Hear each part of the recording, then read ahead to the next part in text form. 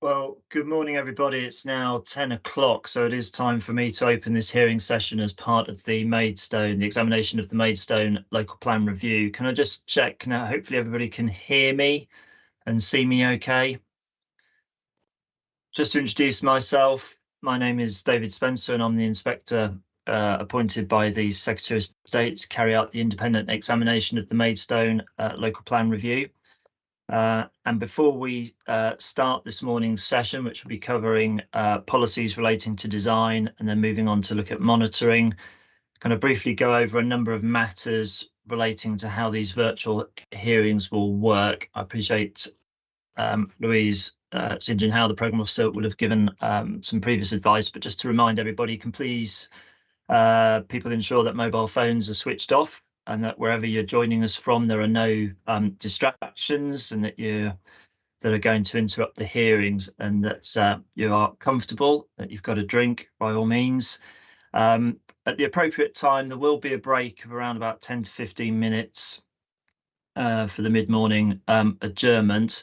My advice is that people do not log out of the Teams call if we reach that break, but to keep it running, but obviously ensure that your camera and microphone are switched off. The hearings will then resume after the break. You'll see me come back on the screen, and I expect to be back at that time as well.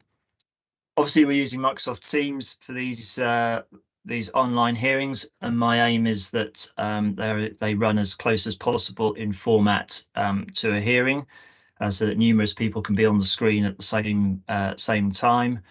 Please ensure that you are muted using the microphone symbol on the top menu bar in Teams. Unmute when you wish to speak, and then mute yourself once you've made your contribution. Please do not speak over anyone, and I will ensure that everybody gets their turn to speak, but you may need to be patient if I need to hear from several people. To make a contribution, I will either ask a direct question to somebody inviting a response, or alternatively, please use the raise your hand function, which is again in the top menu bar in Teams, and that will get my attention that you wish to speak. Once you've made your point, please lower your the raise your hand symbol by clicking on it again. In terms of the points that people wish to make to these hearings, again, please keep them focused, short and relevant to the point under discussion. As a general guide to making submissions, if you think the plan as submitted is unsound, I need to be clear what you think needs to be amended, changed to make it sound. And again, underlying what I hear today, I've got everybody's written representations on the plan, and what I've got in writing carries equal weight to what I hear today. In terms of using Teams, there has been a further guidance note issued, which is on the examination webpage. If you do experience any connectivity issue or accidentally drop out of the call, please get in touch with Louise, the programme officer, to let her know what's occurring, and hopefully we can bring you back in to the call as soon as possible. There are various functions in Microsoft Teams. Can I please ask that people do not use the chat function to post messages, and we will not be using the share documents function. All documents for the examination should already have been provided, and it will not be necessary for people to hold documents up to the screen. As I say, all documents are on the examination website, and if you need assistance finding those documents, please again get in touch with Louise St. John Howe, the programme officer. That's all I wanted to say by way of an introduction this morning. Are there any brief questions at this point about how these online hearings will work? Are people? No, good. In that way, can I just ask people, obviously these sessions are being recorded and will be streamed on the council's website. I think it'll be helpful to me and for everybody watching these recordings if I can ask people to just briefly introduce themselves, who's going to be speaking today, and can I ask, start with the council's team in terms of who I'll be hearing from the Borough Council this morning, please.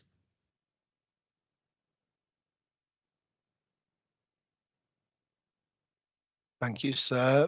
Phil Coyne, Interim Director for the Local Plan Review at Maidstone. Good morning, Mark Edgerton, Strategic Planning Manager for Maidstone. Good morning, Helen Garnett, Principal Planning Officer for Maidstone Borough Council.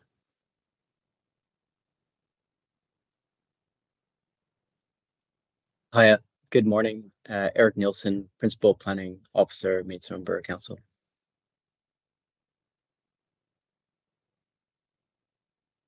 Thank you. And now can I hear from those who'll be contributing? Can I start with representatives from the Home Builders Federation, please?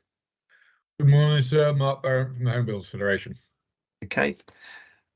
And then on behalf of the Kent Association of Local Councils and also Teeston Parish Council. Peter Cooling. Thank you. And then representing Lenham Parish Council this morning. Morning, Sir John Britt, Chair of Lenham Parish Council. Morning. And finally, from my list, representing Staplehurst Parish Council this morning. Good morning, Margaret Arger. Thank you. Thank you, everybody, for those introductions. If I can now turn, please, to the agenda that was previously circulated for this online hearing. Part one of this morning's discussion is going to look at, as I say, the design policies, and then we'll move on to look at the monitoring framework and review for the plan. In terms of design, obviously achieving good design is a key strand of national planning policy in the NPPF, and obviously policy LPR SP15 will be a key policy, I think, of this plan in terms of its day-to-day use for issues relating to character and appearance, amenity, living conditions and accessibility. I see the policy has been expanded. It references design codes, and obviously its implementation will be supported by the Kent Design Guide, various supplementary planning documents and the AONB management plans. I've got no soundness comments specifically in relation to this policy, and I note that there are no proposed modifications from the council in its document LPR sub 11. Just 2 points I'd like to touch upon first with the council in relation to the term local design codes in the policy. Is that sufficient to cover any that are likely to be produced by the local planning authority and any that may be pursued through the neighbourhood plan regime, whether there's an appetite for design codes at the parish level? I can pose that to the Borough Council first, please.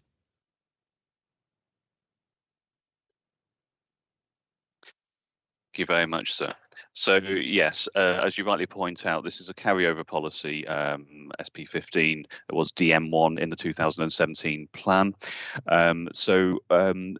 idea here with the introduction of design codes overall is to provide an overarching framework from which we can build upon in the sense of further documents and further codes down the line.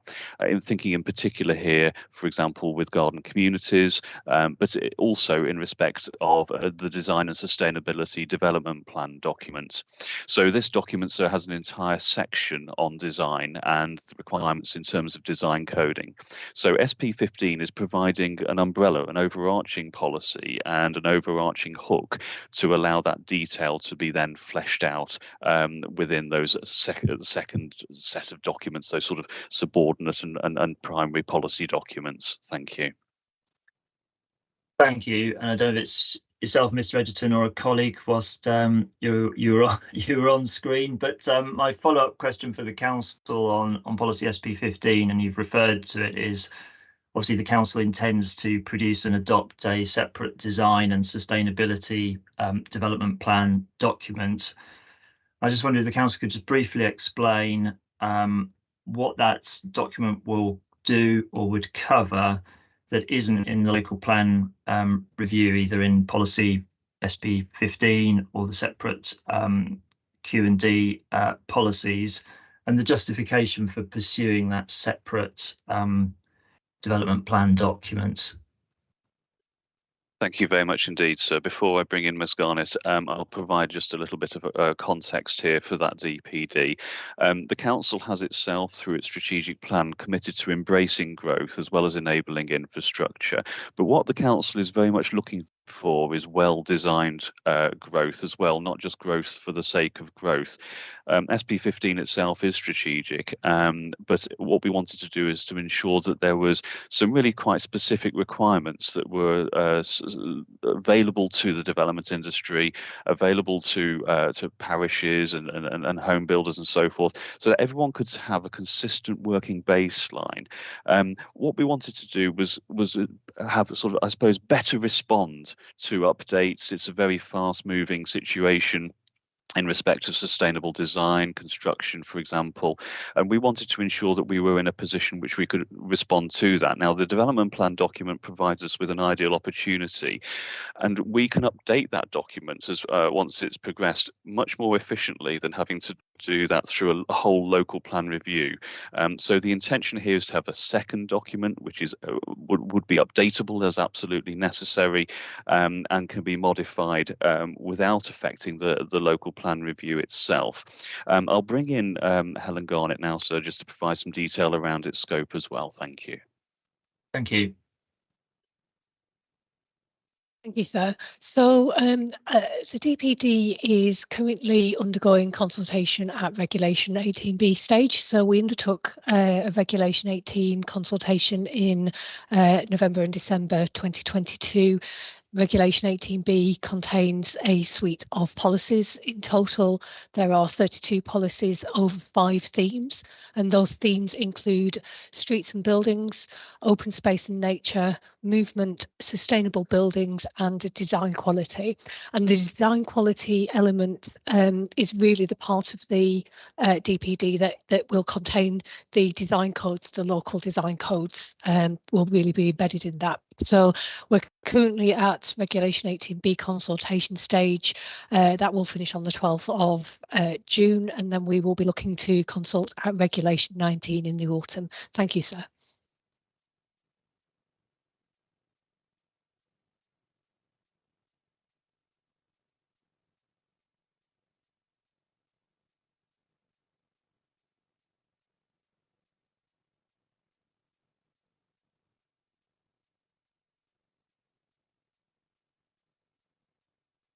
Thank you. Thank you for that. We'll probably come on to some more detailed issues that kind of cut across or might link back to the sustainability and design DPD. But before I move on to some of the more specific detailed development management policies at item 2 on my agenda, are there any further points or submissions people wish to make in relation to the sort of the overarching approach to design within the plan? Mr. Cooling, please. Thank you very much. Yes, question, or observation and a question. I'm wondering why this is a DPD rather than an SPD. As I understand it, a DPD sits alongside a local plan. In essence, is an integral part of it. So there must be a worry about conflict. And also, as a DPD, it's once again quite a horrendous procedure to go through. Reg 18A, Reg 18B is now out. There'll be a Reg 19, then there'll be an examination. Why is this not just an SPD, which could be a living, breathing document to respond to whatever national and local pressures are? Why isn't it an SPD? Okay, we'll hold that thought and come back to the council on that. I think next it was Councillor Britt for Lenham, please.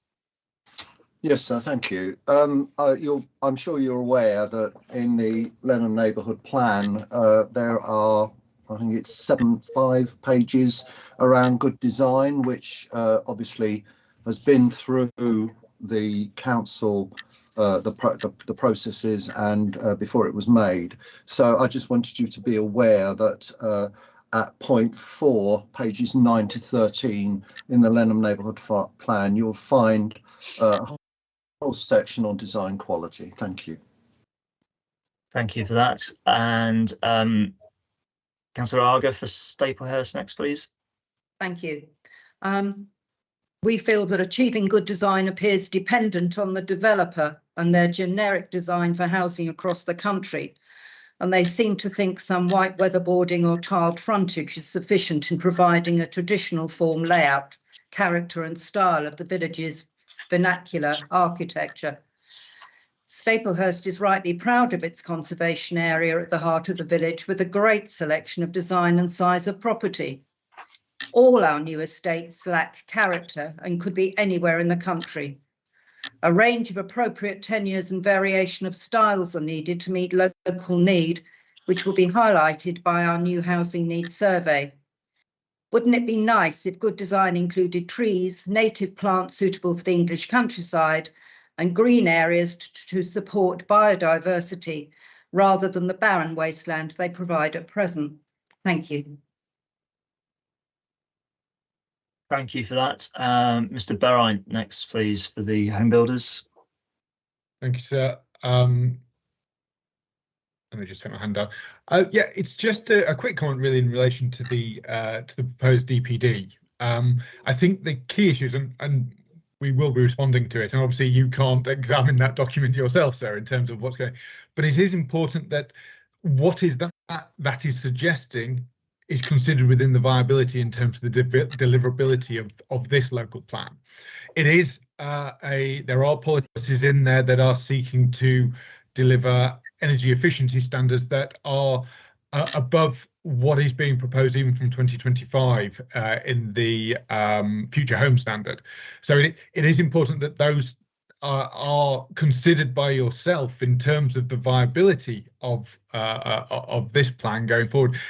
I suppose in the end it's also whether they're sound in relation to that local plan. So I think it's sort of a confusing position in terms of if it's asking for a higher standard. Obviously you're looking at the deliverability of what's in this local plan and what is being asked for here, not necessarily a future local plan. So, but I do think you'll need to have some confidence that the viability isn't going to be affected by the potential impacts of a DPD moving forward. However, that may also be the need for the inspector examining that local plan to ensure that that doesn't affect the deliverability of this local plan. But it is the confusing situation with having the two-step process. Though I can understand why the council are doing it, given the changing nature of building regulations as we move forward to that future home standard and the position that we may be in there in terms of national policy. So I can also understand where the council are coming from, but it would be something that you should probably consider or have taken into account, so in your considerations. Thank you. Thank you. Before I come back to the council on some of the points that have been raised there, invite Councillor Cooling again, please. Have 2 points, please. the last speaker, in a sense, has touched on this as well, I think. Advancing this as a DPD must call into question the soundness of the local plan review, and we're not calling into question. We, Calc, are not calling into question the soundness. So if it remains as a DPD, then there must be a question about the status of this local plan review. That's why we advocated it should be an SPD. But the second point, in Reg 18A of this DPD, on page 10, it brings out four aspects of the issues: water quality and quantity, air quality, biodiversity net gain, and landscape context. That's page 10. I did a search on the 190-page Reg 18B, and it was very, very thin in addressing all of those, particularly water. So again, I see a huge effort going into this DPD. Is it really necessary? Reg 18B doesn't seem to follow on from Reg 18A's key issues. Therefore, we question the whole purpose of the DPD, which cannot perhaps preferably be handled as an SPD. So that was the second point. Thank you. Thank you for that. So if I can come back to the council, please. I will pick up Mr. Burrant's point. Obviously, I'm not examining the separate sustainability and design development plan document, but obviously there is going to be an interrelationship, particularly with policy LPR SP15 as a strategic policy, which would then be the sort of the logical flow, that providing the kind of the hooks for the preparation of a separate development plan document. So be interested to hear from the council in terms of the kind of the necessity for that DPD, the potential sort of policy gaps. Have there been issues in terms of implementing the 2017 local plan that have required sort of more detail that hasn't obviously been put in the local plan review? Is the proposed kind of stepped approach a consequence of just the practical kind of management of plan preparation and doing it in a kind of a sort of a manageable kind of sequence? And then coming back to the Home Builder Federation point about just ensuring that things are going to sort of tie together, particularly from a sort of a viability perspective, to ensure that what's in this plan is deliverable. We'll come on to sort of sustainable construction shortly, because I'm also mindful policies for Heathlands and Lidsing specifically within local plan review have their particular kind of strategic ambitions for those developments. So perhaps again coming back to the council in terms of this justification for the kind of staged approach for design and construction. Mr. Edgerton or Mr. Coyne? Thank you, sir. Okay, so I think, Mr. Cooling's point, just to address Mr. Cooling's point, we want to ensure that the policies and proposals that are contained within the sustainability DPD, design and sustainability DPD, carry as much weight as possible. It would not be possible for the development industry to consider these if they were not primary policies. Very much less weight would be given were they to be supplementary planning documents. And there's an important point that has been made here by Staplehurst Parish Council. They're saying that so much is dependent on the developer. It illustrates the point here. We are in a position where a development plan document with primary policies will have the weight to ensure that local character is reflected much more strongly than a supplementary planning document itself, which will contain no primary policy. We're already in a position where the design and sustainability development plan document has reached Regulation 18 second stage, preferred approaches stage. It is understandable that the overall issues in 18A, which dealt with the sort of the things to be contained, were very much broader and asked a lot of questions. We've responded to those questions in formulating the content of the preferred approaches document. But this is very much a separate development plan document that may last over 3 local plan reviews. We just want to make sure that it can be kept separate and can be updated as and when needed without affecting and having to update the entire local plan review itself. So the process has already started, and we anticipate this taking less time than it would do to bring in a local plan review. I should also mention at this stage that the supplementary planning documents themselves also have their own process that includes informal engagement followed by formal consultation, a consideration of the strategic environmental assessments, and they're not allowed to bring in additional viability, and this is the point made by the Home Builders Federation. They're not allowed to bring in additional viability issues from those contained within the primary policies. So we're in a position where the local plan review itself has had regard to the full viability evidence. It has been viability assessed, and the reference here is LPR 1.63. And that assessment considers all policies, including SP 15 and Q&D 1 to 6 in terms of all the design requirements, and they have been factored into the viability assessment, and it has been considered that it is entirely appropriate and viable for development. The design and sustainability DPD, sir, will also be viability assessed as well as sustainability appraised. It will be subject to its own rigour and tests and evidence base. So I will leave you on that point, sir, and bring in Mr. Coyne to continue. Thank you. Thank you. Mr. Coyne, please. Thank you, sir.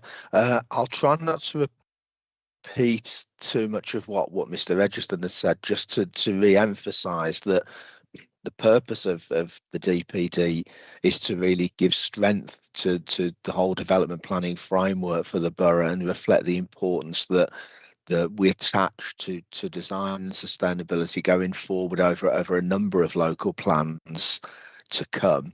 It will be separately viability tested. We don't think there are currently gaps that this needs to come in to fill. We think it is about adding strength and depth to the overall policy framework. And importantly, I think both Mr. Britt and Ms. Ardra mentioned sort of local characteristics, and I think Ms. Ardra referred to the blandness of local housing estates. And this is very specifically one of the purposes of this document. It is carrying out local character assessments so that it's able to be responsive within particular areas of the borough, sir. Thank you. Thank you for those points. I'm going to move on, please, in terms of my agenda. I think we'll come back to some of the specific points that have been raised as we go through the discussion. But if I can turn to point 2 on my agenda, please, and we move on to policy LPR Q&D 1, sustainable design. And one of my related matters issues questions was 11.3. This policy presents the optional technical standard for tighter water efficiency at the 110 litres per person per day. Can I just confirm or clarify with the council, please, is that justified? Is the borough an area of water stress as classified by the Environment Agency? Thank you, sir.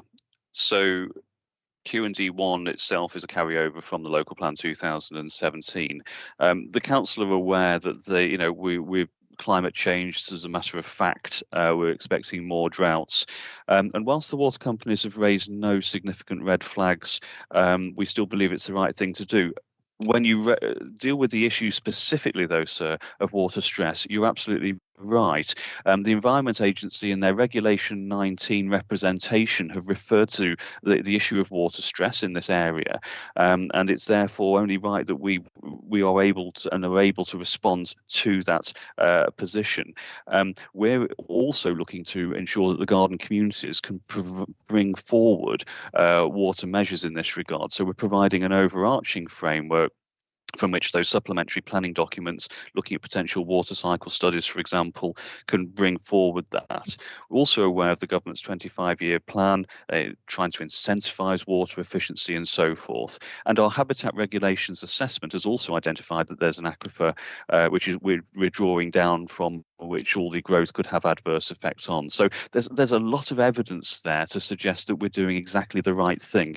We could have gone with a sort of 135 litres per day or 110 litres per day. The 110 is demonstrated. It's standard sort of amount which is used, and that so is, I think, very important for us as a borough to try and ensure that we're being water efficient as we are embracing growth. Thank you. Thank you. I appreciate this crops up again under policy 6, although there are proposed modifications in that regard. In terms of this aspect of the policy that's being proposed, are there any further comments or submissions on pursuing the tighter standard of 110 litres per day? Councillor Cooling, please. Two parts. Firstly, are there any possible conflicts between this policy and building regulations? Excuse my ignorance. And if there are, presumably building regulations would be taken as the gospel. So building regulations, first point. Secondly, climate change, etc., we can perhaps debate that all day, but if this 110 litres a day is anything other than just a design guide for the development industry, if there's any adverse impact upon residents after the homes have been built, surely we should not go down to 110 just to give the water companies a get out.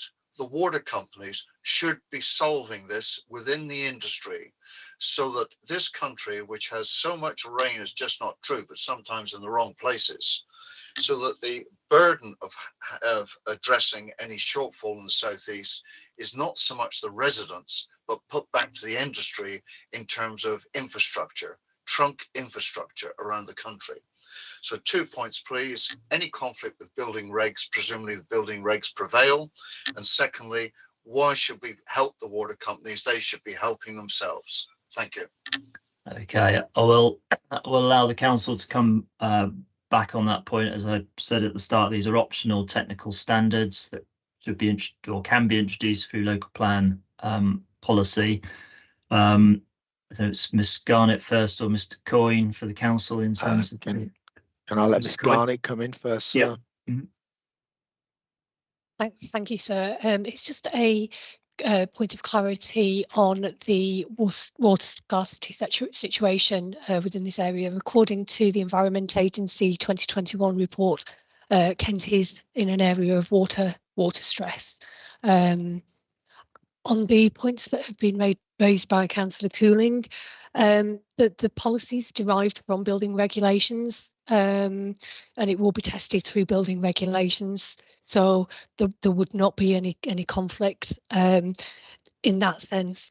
And the 110 litres per person per day is achievable, and it's done through things like more efficient fittings, taps and toilets and things like that. You wouldn't normally see any sort of adverse impact on your lifestyle for the reduced water consumption. Thank you, sir. Can I just check with the council, that Environment Agency report from 2021, is that in the examination library?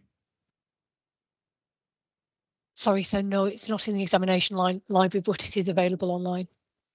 Is it something that could be relatively easily added? Absolutely, yes. For my reference? Yep. Yes. Thank you. And leave that as an action for the council, please. Mr. Coyne, did you want to come in further on this point? Just very briefly, sir. I mean, in terms of Mr. Cooling's point around the water industry and the water companies, I think this relates back to some conversations that we had last week. In the, think we would all agree with the need for water companies to invest in their infrastructure, but at the moment all we can do is do our best to deal through the plan with the things that we can deal with, sir. Thank you. We'll give Mr. Cooling an opportunity to respond briefly. Mr. Cooling. Thank you very much. Building regulations, and I'm out of my depth here, but building regulations evolve over time. And I do not understand whether this Q&D1 freezes any particular current building regulations, and would they be overtaken if the building regulations are moved on nationally? So again, there must be potential for conflict between this frozen, when it's adopted, local plan review and evolving big building regulations. Shouldn't that conflict be made clear that building regulations prevail whatever they are at the time of development? Thank you. Okay, thank you. We're probably to a degree crystal ball gazing as to what may or may not sort of come forward through sort of building regulations. As I say, Councillor Cooling, I mean, councils have the opportunity through, as I say, local plan policy to set what are known as optional technical standards through the building regulations regime. I mean, I recognise what Maidstone are doing, and this is becoming a commonplace requirement that's set through plan policy, provided it is justified. So I think I'm not persuaded that there would need to be additional plan content should building regulations evolve or change over time.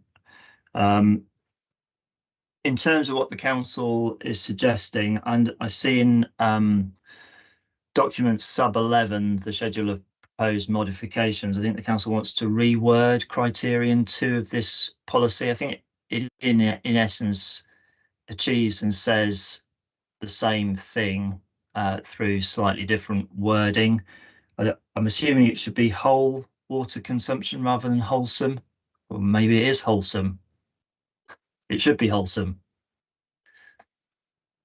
I'm informed, sir, that it is wholesome. It is. Okay, I stand corrected. That is the intent, not whole. No. Okay. Not whole, sir. No. Okay. Thank you. I mean, from my reading of that, as I say, it seems to be just a restructuring of what was already suggested. I'm not entirely sure it would need to be a main modification. I think if it goes forward, it's something the council could do of its own choosing. And we'll come on shortly to policy 6 in terms of removing any potential duplication.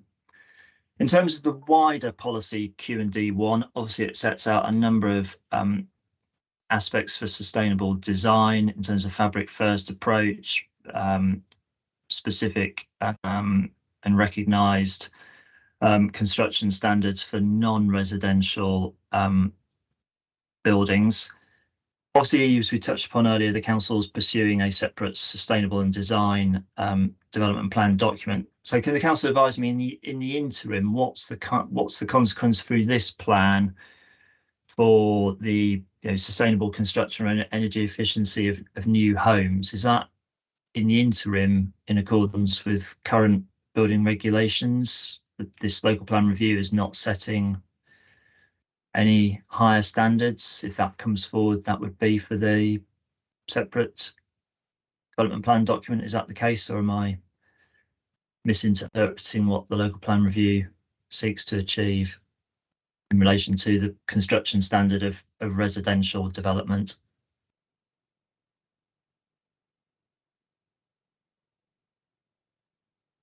So yes, the intention of this policy is to ensure that we do have an overarching framework from which the development plan document for design and sustainability can be more specific. You're absolutely right. We develop a fabric first approach. It also includes 10% on site, renewable. It deals with orientation as well. This Q&D1 policy.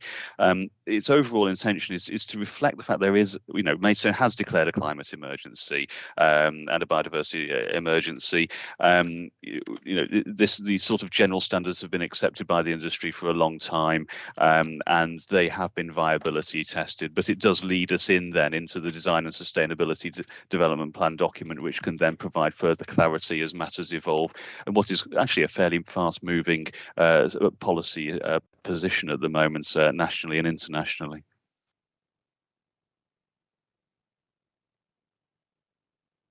Thank you. And just so as I perhaps sort of understand the sort of the complete picture, I mean, is there a potential that the sustainability and design DPD could replace policies that are currently within the local plan review, or is it intended that come the adoption of the sustainability and design DPD, policies like Q&D1 would still be there in situ, or is there a potential that parts of them could be formally superseded or replaced to reflect, as you say, Mr. Edgerton, an evolving sort of picture?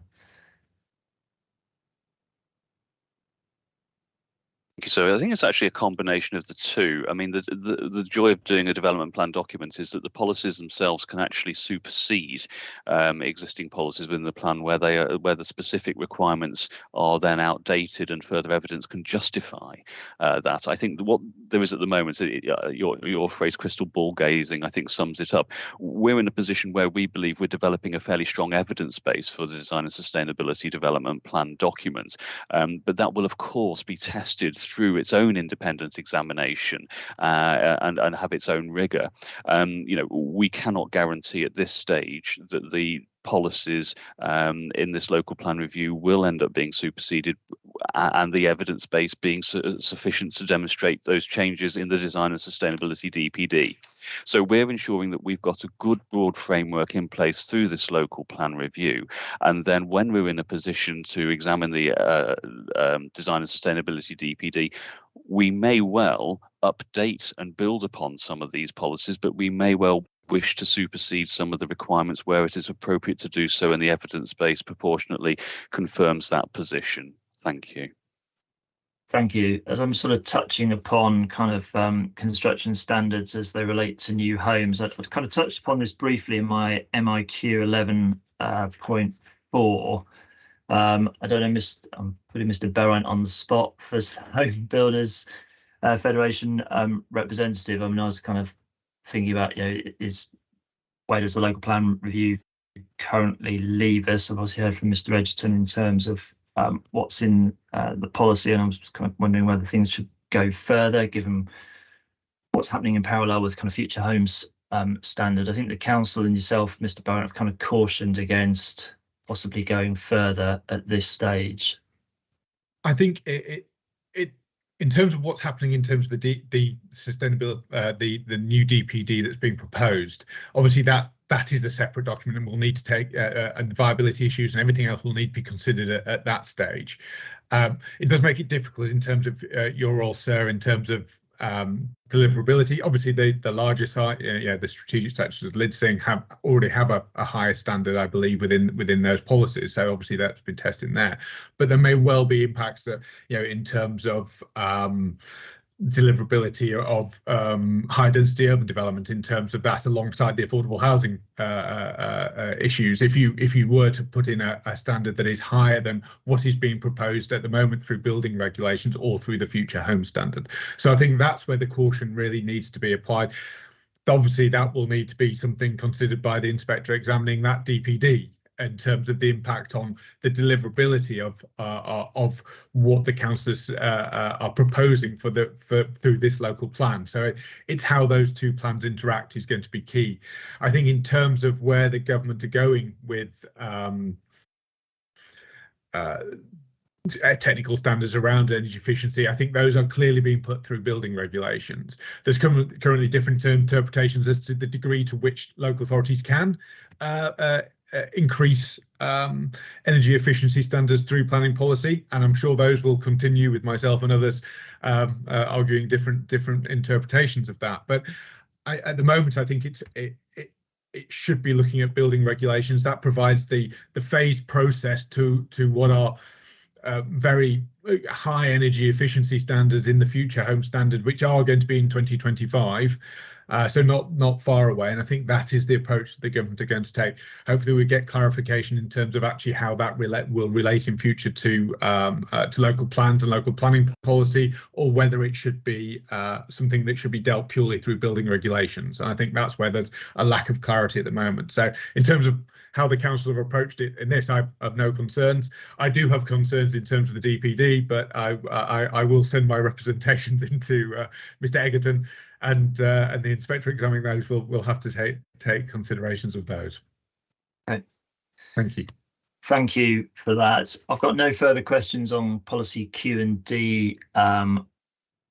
I don't think there are any further proposed modifications to the policy. Are there any other further burning points people wish to raise on this specific policy? Excuse me. No. In which case, I'll move on to policy Q&D 5 on my agenda. I will come back to some of the other policies under sort of other matters at the end, but if I can just deal with things in my agenda order. This policy deals with the conversion of rural buildings. My one sort of question point really for the council on this policy is, see there's a proposed modification, I think, to set out additional content in relation to farmsteads guidance. I'd just like to understand if that's necessary for plans soundness and just what are the status of the 2 farmstead guidance documents that are being referred to, please.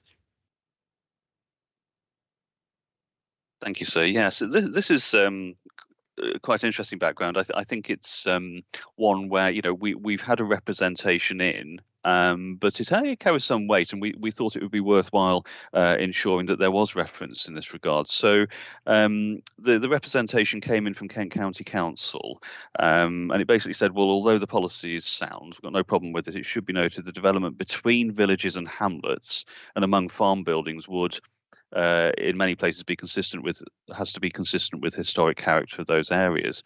And what Kent County Council referred us to was work, this guidance, in fact, that they'd undertaken with Historic England, together with the Kent Downs AONB unit. So there's 3 organisations there that have worked together to publish the guidance on historic farmsteads in Kent overall, and it considers how rural development proposals can be assessed and whether they're consistent with existing character in the countryside, for example. So it's been endorsed by Kent County Council, and they've recommended it through a representation to this local plan review that we could bring it in and make reference to it. And it's simply the case so that in sub 011 we've had regard to this, and you'll see that we're proposing additional criteria.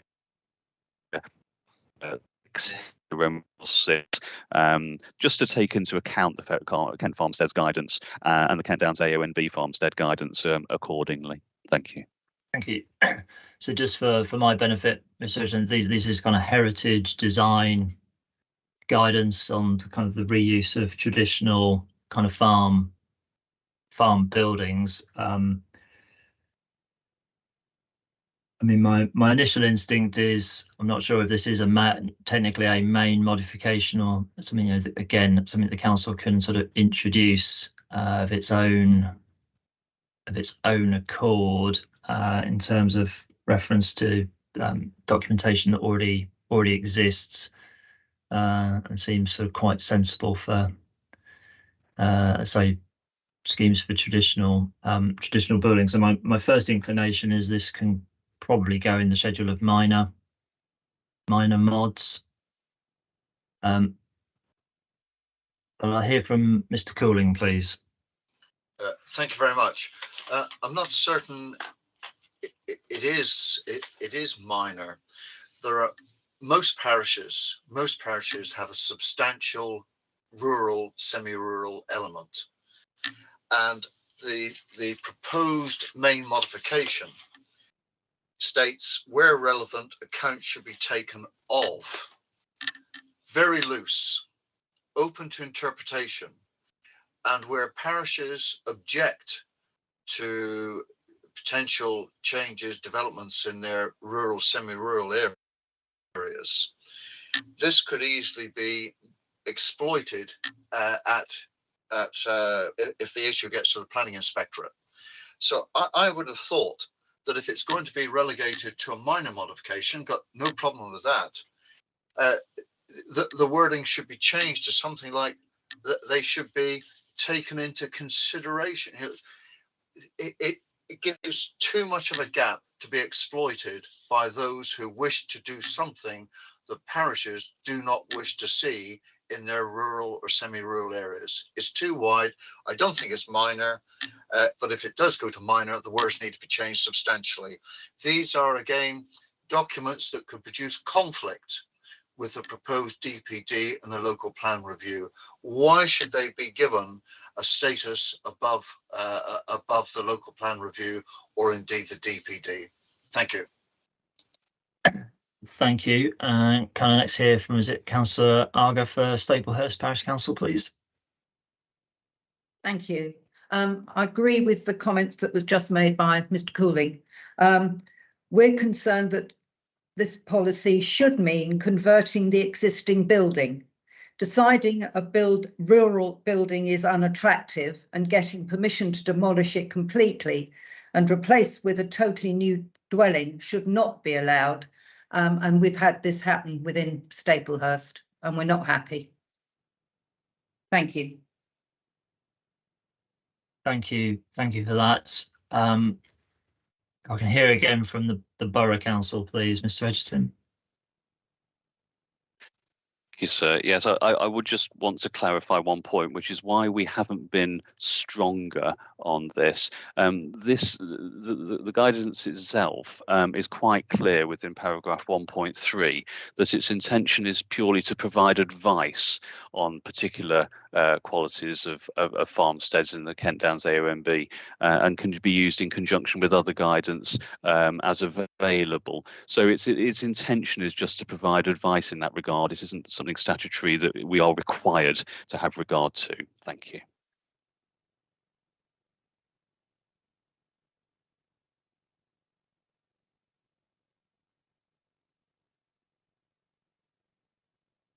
Thank you. I've got no further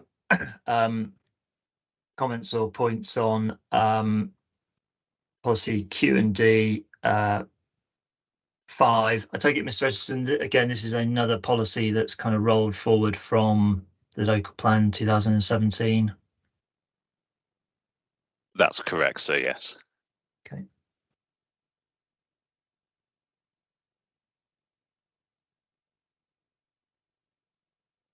Thank you. In which case, I'll move on in terms of my agenda, and it's policy Q&D 6, which is technical standards. Now, I understand we just had a discussion about optional water standards in Q&D 1. I think from what I'm reading through the council's schedule of proposed modifications, Q&D 1 will now be the sole home for the optional technical water standard, so that will now come out of policy 6, which would be a main modification. So then leave policy 6 to cover nationally described, well, I'll call them the optional technical standards for the nationally described space standards, and then standards in terms of accessibility, accessible and adaptable homes. In terms of the space standards, again from the council, can I understand, is this a roll forward from the 2017 local plan? And if so, or if not, what's the basis or the justification for including the standards within the local plan review, please? Thank you, sir. Yes, this is a new requirement. It is not something which is carried over from the 2017 local plan. The standards were subsequently introduced nationally as optional. The position that we're in, sir, is that there is a really quite significant number of office to residential conversions that have taken place, particularly within Maidstone and around Maidstone town centre. obviously we're in a position, given the very significant number of conversions which are taking place, where we would like to be in a position where we can where possible and where applications are required, to be in a position to ensure that they are of adequate standard.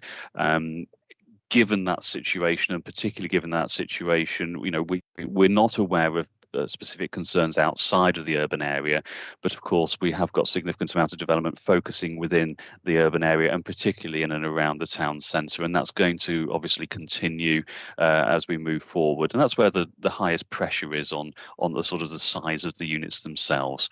So we're intending to bring those standards in to address that particular issue. Thank you.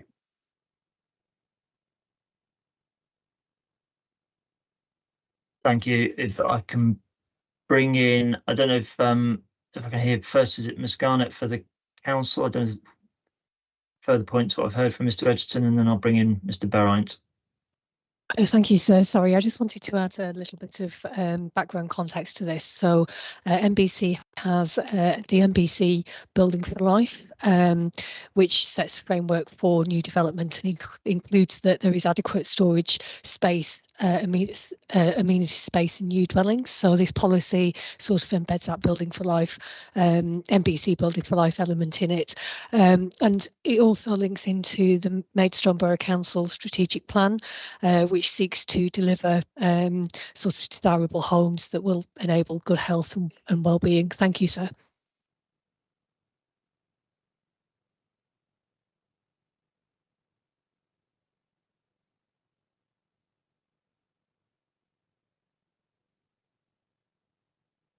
So thank you. And can the council confirm that this policy has been part of the viability testing in, is it LPR? Is it 5.1 or is it 1.63? Thank you very much indeed. So yes, I can confirm that this policy, along with the other policies, has been appraised, and that includes, for example, on page 69, the accessibility design standards, which are part of this plan in terms of M42. Thank you.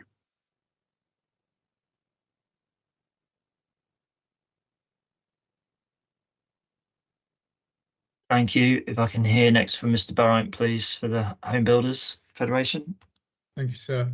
I think in terms of what Mr. Egerton just said about the office to resi conversion, I believe that's already addressed in building regulations in terms of those conversions should be built to the minimum standards anyway. So it's not necessarily that needs to be set out in policy if that is a concern of the councils.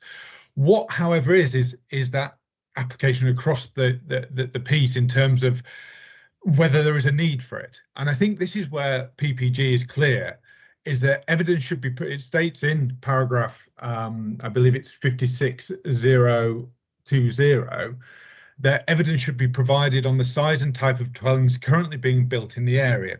And I think this is where we don't have anything from the council. It is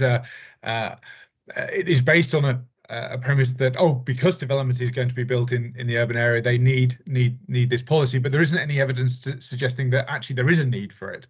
And I think government has been clear, and also in paragraph, I think it's it's footnote 49 of the MPPF, which is to footnote 49 to my MPPF has just fallen off its page, but sorry about that. To paragraph 130F.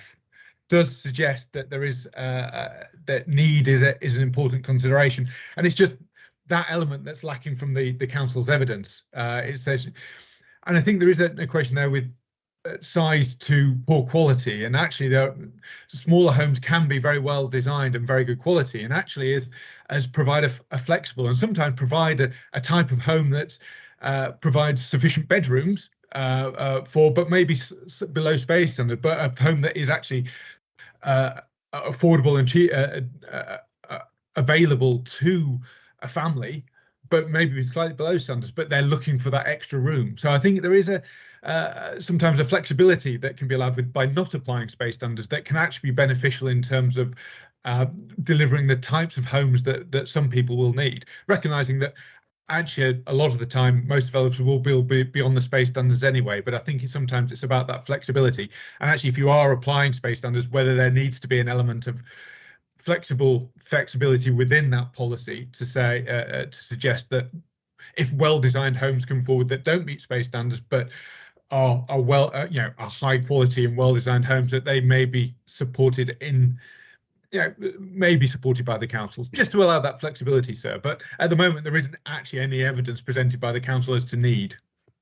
Okay. And Mr. Barrett, are you suggesting to me a proposed modification that table is removed from the policy, or the council? At present, sir, there's no evidence supporting it. So the council should be looking at what is the need for that, and following what PPG says in terms of providing evidence as to the size of type of dwelling and the potential impact of that in terms of meeting the demand for starter homes and those elements which are set out within PPG. But at the moment, they just haven't provided that evidence. And I think it is important that if the council want to propose optional standard, much as they have, say, with the water standard, and we have no concerns around that because there's the evidence there supporting that. So I think it's just that the evidence is there and is presented to you, sir, and to give you confidence that it is an appropriate situation and position for the council to policy for the council to implement. Thank you, sir. Thank you. If I can hear from Councillor Cooling next, and then I will come back to the council. Thank you very much. We also wonder why in this policy the table is required. I understand that there are technical housing standards nationally, so why isn't there just a reference back to that? And I think secondly, in this policy, where it's got 1 accessibility and adaptable dwellings below the table, presumably there should be some comment on M4 brackets 1, and we would suggest it's a small proportion of new homes. And in terms of that paragraph number 2 under the table, we suggest that for water efficiency, approved document G should apply. So, and everywhere else, we're assuming that building regulations cannot be overruled by this. And as long as I'm correct in that, or we're correct in that, then we're happy. So we wonder why the table's there. We wonder why there's no reference to M4 brackets 1, and we would like to see water referring to approved document G. We would also make a plea about car parking, where we suggest that building regulations, if any, and KCC standards apply within the event of conflict, the more demanding of the two prevailing. Thank you. Thank you. If I can come back to the council first on the space standards issue and the submission, there is no evidence to support this its inclusion within the plan. Thank you, sir. The evidence itself is twofold. Firstly, the fact that the government have introduced this standard nationally and has applied it to all office to residential conversions speaks for itself. There is clearly a need and clearly an issue, and that Maidstone has been subject to an awful lot of office to residential conversions. The evidence for continued growth in and around the town centre is also very significant. We've heard on various hearings that we are proposing to continue with very significant growth in and around the town centre. So there will be always pressure, given the nature of what is built in this environment, on those standards themselves. And I think that has been acknowledged by the Home Builders Federation in their questions and in their response. The fact is, what they're referring to as flexibility means that we would be actually put in a very strange situation whereby office to residential conversions would be subject to one set of standards, but we could be allowing a lower technical standard through planning applications, and that is a bizarre situation which we obviously want to avoid, where we'd have almost equivalent developments being controlled through the planning system or actually not being controlled locally to the same standard as is required nationally, and the associated evidence for the government bringing that in nationally.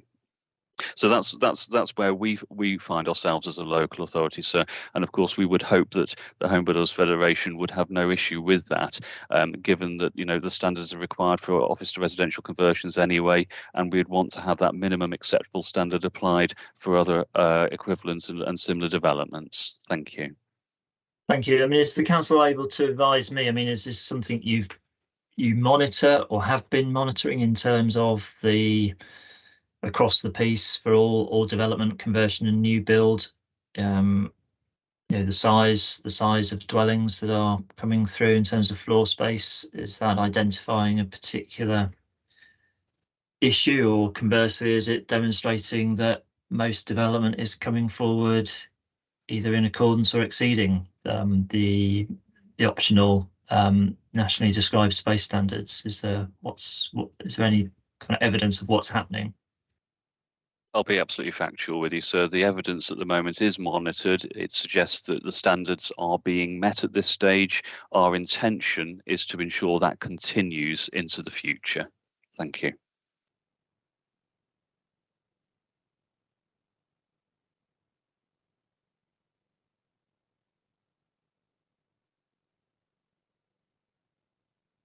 Thank you. Can I just confirm with the council, are those monitoring outputs, have they already been provided to the examination? Where would I potentially find those, Mr. Edgerton? Thank you very much, sir. Yes, the monitoring outputs are contained within the authority's monitoring reports, so are available publicly online. Obviously, a separate monitoring of the existing local plan 2017. Thank you.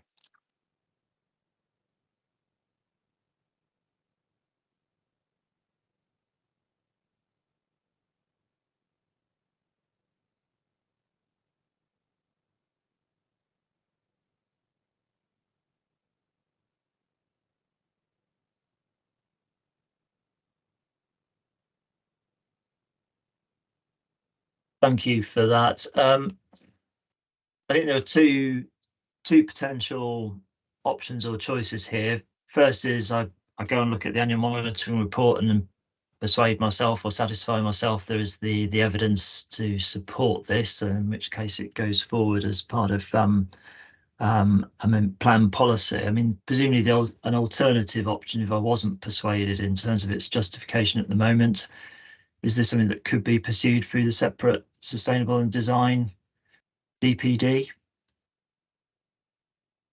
Yes, that's correct, sir. If we are in that position, we can then transfer that policy to that DPD for consideration as part of that document. Thank you.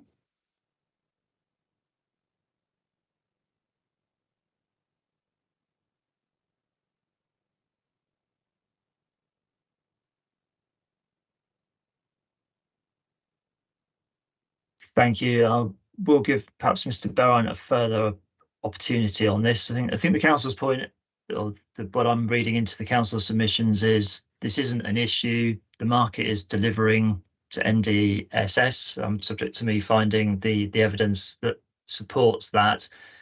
Ergo, what is the harm or issue of including the space standard within this policy? I think so. I think it'd be helpful if the council provided that evidence directly, I think, to yourself in terms of what the justification is. I think this is where our concern is with policies such as this, is that there is a clear evidence trail required to suggest that there is the need for it. And I think the approach taken by government has been to make it an optional standard where there is a need for it, rather than I suppose you could say a nice to have policy in terms of that. If it was something they wanted to implement, they would have implemented it through all of building regulations, not recognise that actually there may be times when you don't want to implement it because you want that flexibility. So there is a reason why the government have suggested that need element to it. And I think it's just for the council to provide that to you and for you to be satisfied one way or the other. We as an organisation and our members, I think, welcome the flexibility of in terms of that, because we have there's house builders, large, small, and all that, and develop different types of site. Sometimes there might be relatively constrained sites in order to achieve viability. Sometimes there might have to be little tweaks in terms of space standards that it's just helpful to have that element of flexibility. This isn't about wanting to deliver poor homes, because they just don't sell, sir. And I think it is about making sure that but there is that flexibility, but recognizing where there is a consistently low delivery of small homes well below space standards, that actually there is sometimes some justification for that. So it is just ensuring that there is that justification in line with planning policy, and if the council have that, then I think that's something that, yeah, we would be happy to support if the evidence is there to suggest it is. But I just couldn't find any of that evidence, sir, as we said earlier. So it's almost over to you, sir, I suppose, on that one. Okay. Thank you. With that in mind, I'm cautious about going off-piste, as it were, and sort of trying to find things for myself on websites and maybe not looking at quite the right document. Can I leave it as an action point for the council if they've been monitoring this information on dwelling sizes in relation to the nationally described space standard? My mind is boggling, as this wasn't a policy or something that was perhaps being monitored as part of 2017 local plan. But if it is being undertaken, whether that could be extracted and provided in a separate note, I'll have a look at that, and it may be that I'll invite comment from others in terms of what that might mean, or but if I can leave that with the council to provide that additional information or note on what's been monitored and potentially what it's telling us in terms of justification for this policy, please.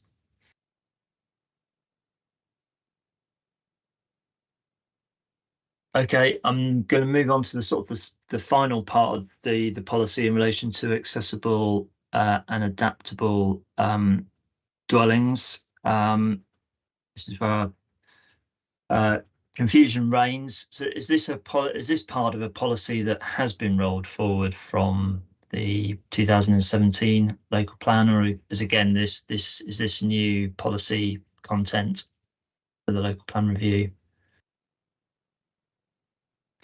Thank you. So this is a new requirement that wasn't in the 2017 plan. Okay.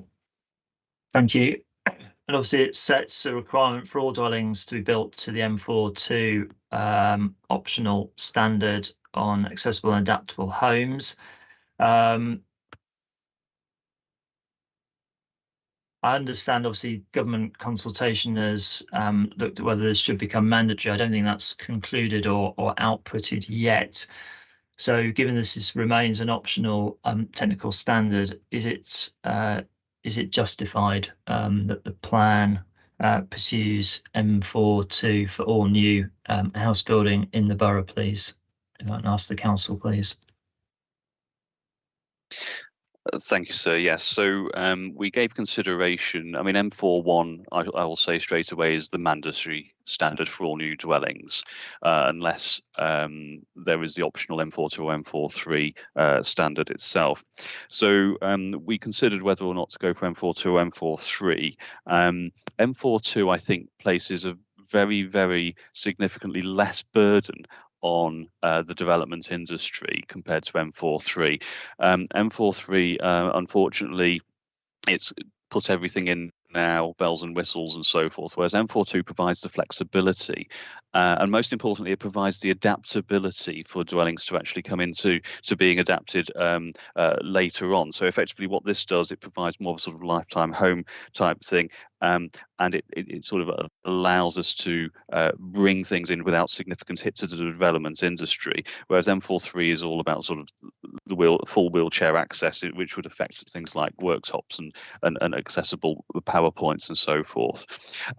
We've been through a significant process. Obviously, this has been proposed through various stages, and we've viability appraised the standard as well. I can tell you, sir, that I can confirm the position with regard to M42 standard. It provides for an additional cost of £1,400 for the unit, whereas M43 itself costs £11,386 extra per unit.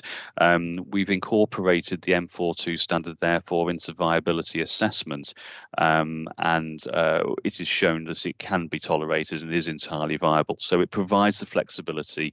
It's a requirement which may well be coming in nationally, but we wanted to make sure we got in there, and the additional costs to the development industry is minimal compared to the M43. The reference is LPR 1.63, sir, and it's page 69, which provides that information. Thank you.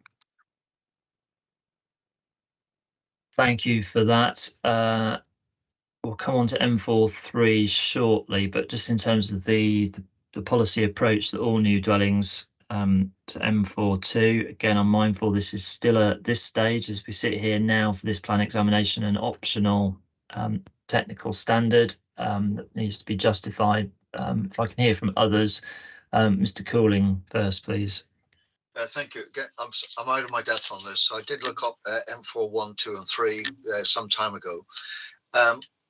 If parishes have got a concern that developments fit, whatever that means, fit in look and feel, then my question is, or my observation might be, that M42 may not be appropriate unless it is mandated nationally. So M42 makes certain design requirements. They may not fit with a neighbourhood plan in terms of the look and feel of properties. So why on earth should we go ahead with M42 unless it's nationally legislated? Thank you. Thank you for that. I feel like I'm picking on you, Mr. Beraint, but no, I just obviously give you the opportunity to anything further you say on the M42 approach that's being.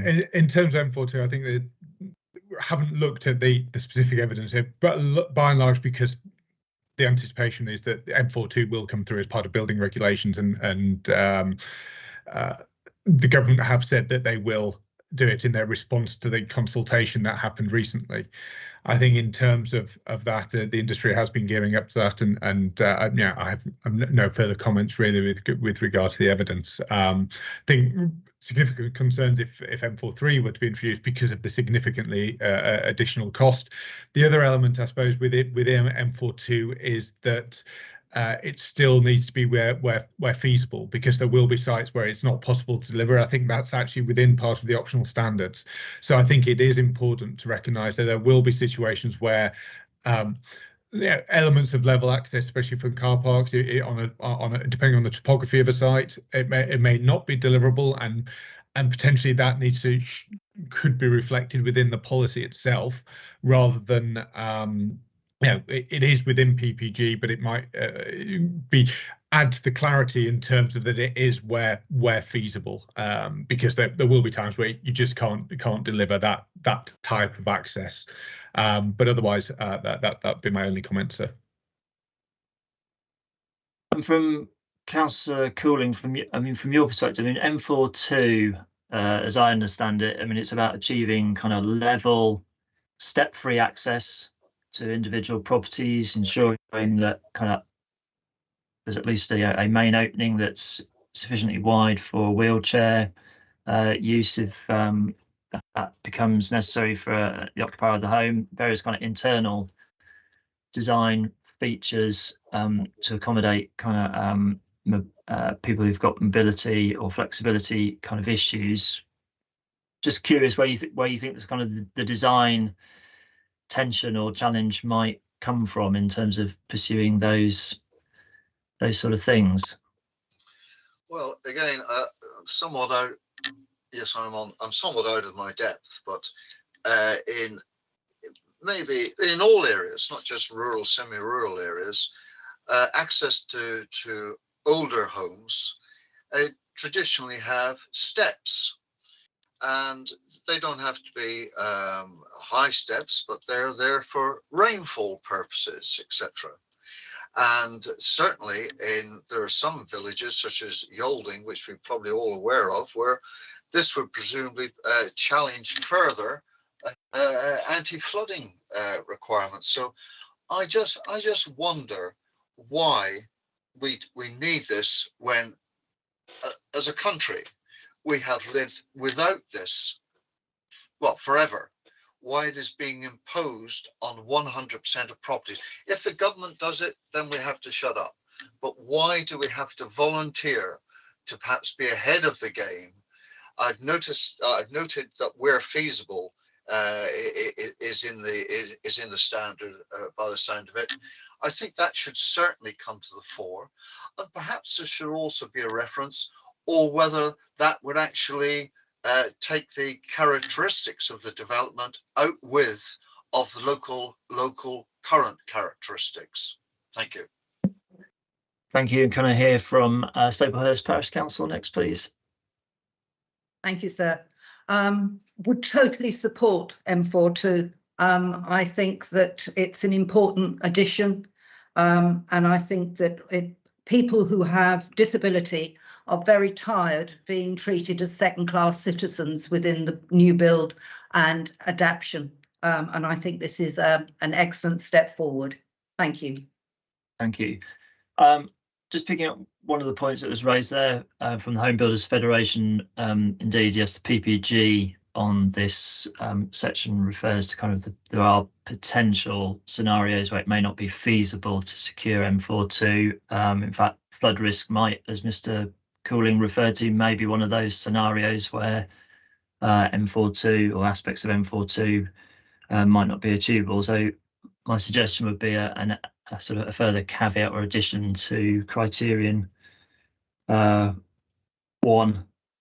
So criterion, sorry, there are two criterion ones. The criterion that relates to M42 to be added at the end, sort of where wording to the effect of where feasible, and there might be some detail we could add to that, working with the council in terms of the particular scenarios where feasibility might be an issue, where step 3 access can't practicably be secured for whatever reason. Mr. Coyne, please. So I think we'd be very happy to have conversations about adapting the policy to ensure that it's where feasible, and we accept that it won't sort of be applicable across the whole borough. But if we look at the purpose behind this, which is one of the key purposes, keeping people in their own homes for as long as we possibly can, adult social care is probably the single biggest challenge facing us at the moment, and if this is a policy that we can keep in place to help deal with that, even if only some small way, it seems to me the correct thing to keep it. Thank you. And before we take a break, if I can then come back to the issue of M43, the council have touched upon this in their statements in response, I think it's to my matter, issue question 11.7, and put some additional wording in terms of M43 being considered on a site-by-site basis. I think I'd just like to briefly explore with the council whether that's a justified approach in terms of the evidence that's available to support M43, the higher wheelchair accessible provision, and whether the proposed wording would be effective. The PPG says that local plan policies for wheelchair accessible homes should be applied only to those dwellings where the local authority is responsible for allocating or nominating a person to live in that dwelling. So it's quite a high standard and to be applied in specific circumstances. I can invite the council in the first instance in terms of a potential change to policy. Thank you, sir. So the background to this is that we did viability test the provision of M43 across sites, and we found that at certain percentages it was viable. One of the things that did emerge from our housing team is that the whilst you could provide M43, there wasn't necessarily the demand, so they couldn't necessarily match people up with the provision of the housing. And as my colleague earlier mentioned, it costs about £11,000 to build a house to M43. You don't want to have to take that out and in effect downgrade it, spend that money and in effect downgrade it. So we wanted the M43 to be provided on a site-by-site basis, and yes, sir, perhaps there is a need for clarification that would apply to those houses in line, those homes that are provided where the council do have an element of influence or control as to who goes in there. Thank you. Thank you. Also, just want to understand from the council. So the advice from your housing colleagues is there's not really sort of demand for this type of housing. I'm just wondering if the evidence currently exists to support a reference to M43 in policy, or whether the plan just stays as submitted. It deals with M42, and M43 would be a matter either for local plan review or separately through the sustainability and design DPD. I'm just wondering if there's sorry. So that the SHMAR strategic housing market assessment that does give an indication that there is a need for wheelchair user dwellings.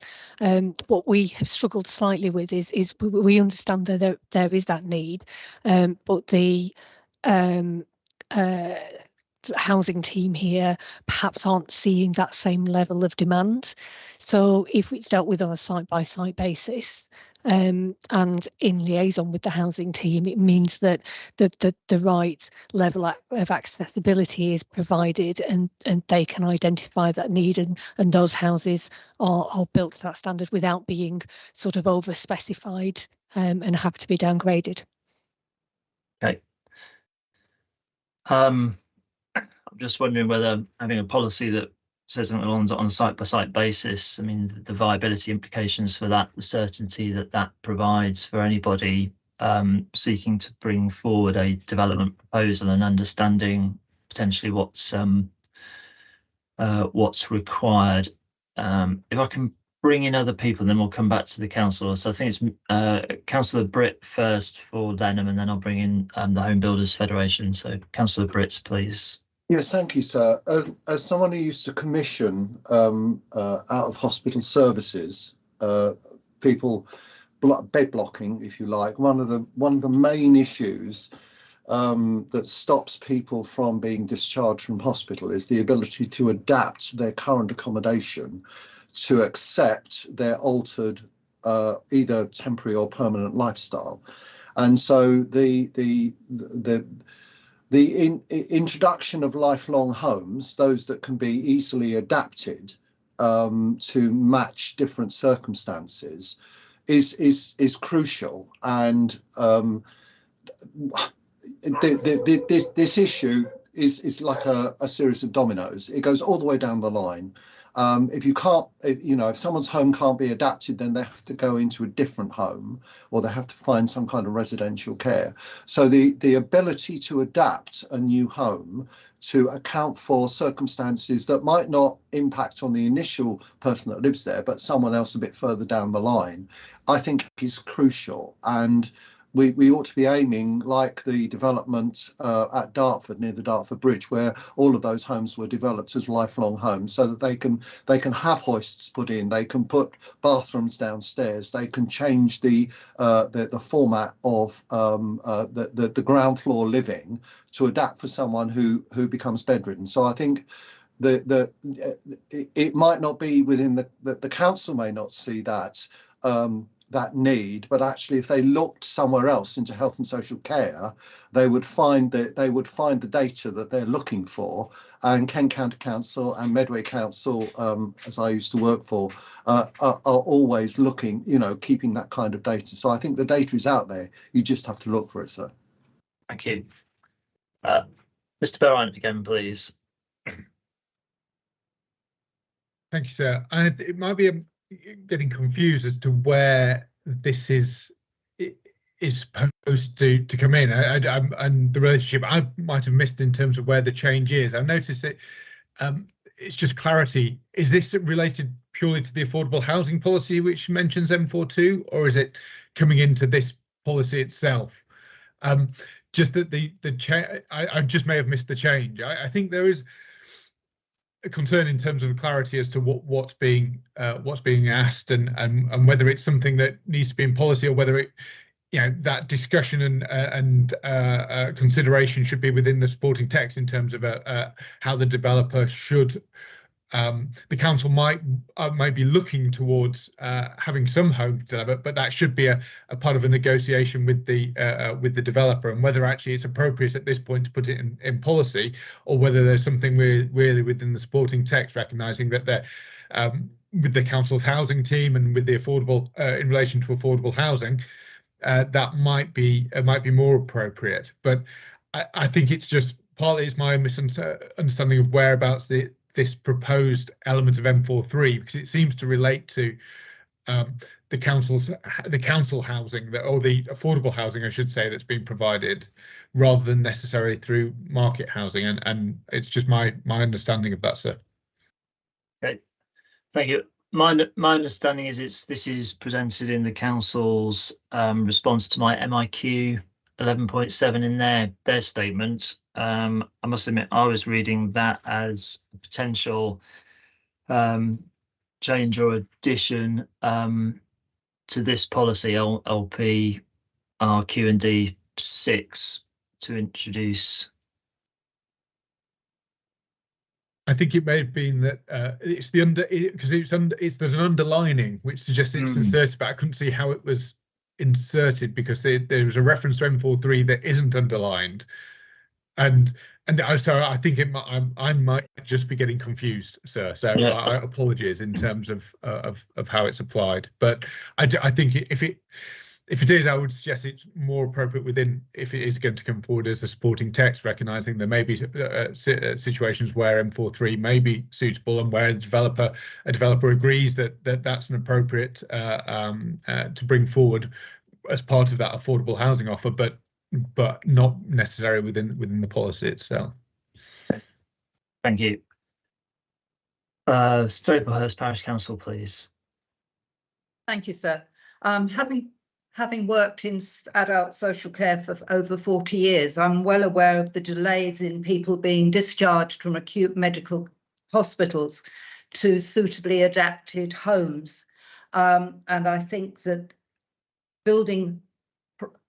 this should cover not only affordable, but also should be seen as part of how developers build new properties, so that people have the option.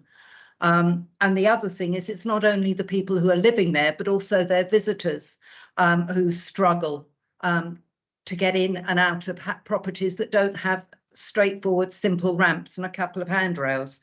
And if you're looking at the offices to residential, then I would suggest that is also an area where adaptable accommodation could be considered.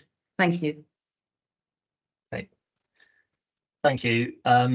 Several things that have come out of there. I mean, one option is if M43 were to be introduced into the policy, I think it would need to be accompanied by clarification as to that it is for those dwellings where the local authority is responsible for allocating or nominating a person to live in that dwelling. I don't know if there's the evidence to express that as a percentage, whether it's,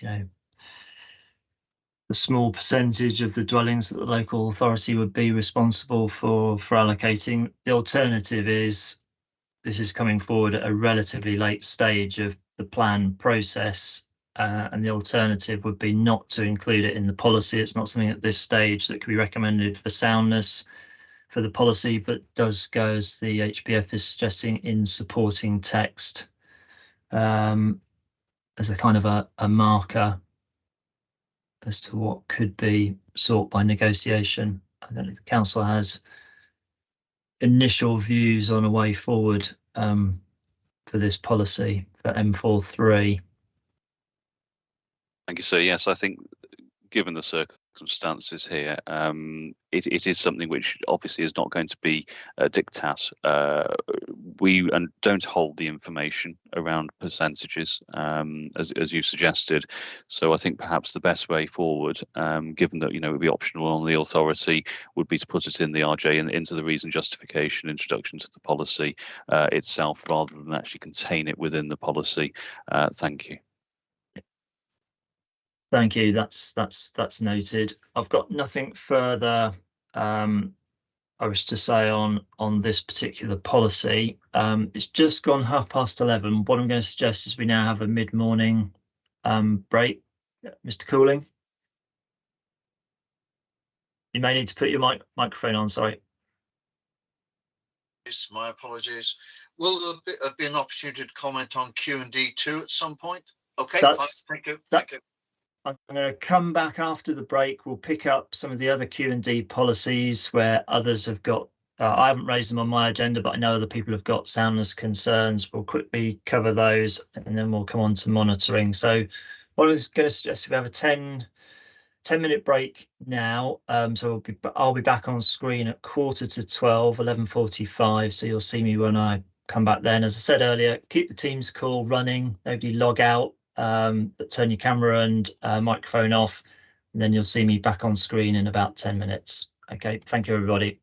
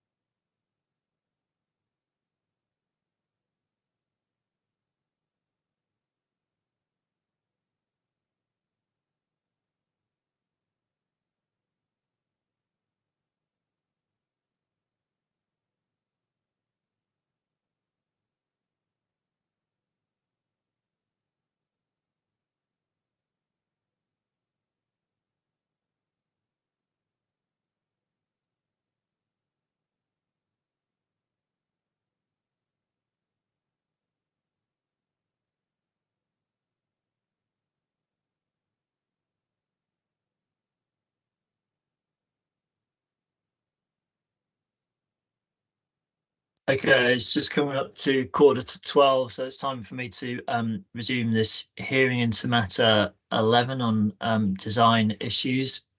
And as indicated just before the break, just going to pick up other matters relating to the suite of LPR Q&D policies.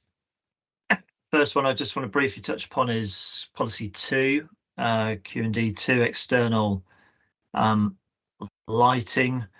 I know Councillor Cooling, Kent Association of Local Councils, have suggested various changes to this policy. I've also got reps from CPRE Kent in terms of supporting a designated dark sky zone. There are no suggested changes to this policy. I'm not suggesting or recommending any changes from my perspective, but if I can hear from Mr. Cooling in the first instance, and then I'll invite the council if they wish to respond or anything further they wish to say in relation to this policy on external lighting. So, Councillor Cooling. Thank you very much. In paragraph 2 of the policy, there are a number of areas, types of landscape, etc., are mentioned. I would have thought landscape of local value should be an additional type of landscape put in there. And this may be a Teesside Parish Council specific in a sense. We're in a river valley. The other side of the valley is very prominent and is very dark, and it is a landscape of local value. So I would ask that landscape of local value, if NBC believes in them, should actually be recognised in that second paragraph, please. And in paragraph 1, paragraph 1, Roman 1,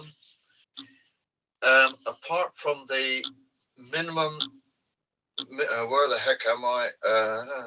Minimum number, intensity, height.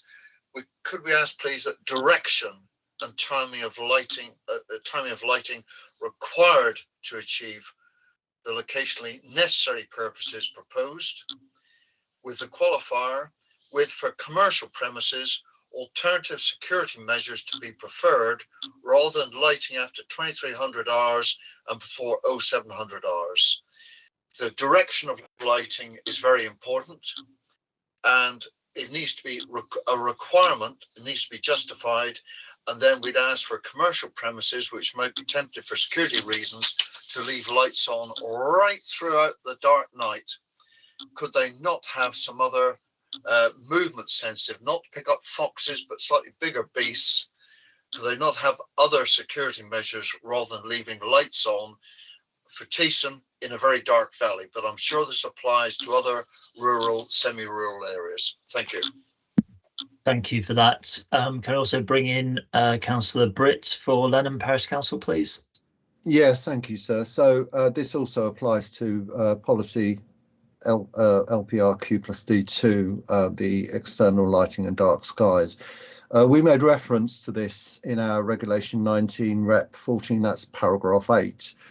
The Heathlands proposal requires the construction of 2 large roundabouts on the connecting junctions with the A20, and that's currently an unlit section of that road, which is on the southern boundary of the AOMB.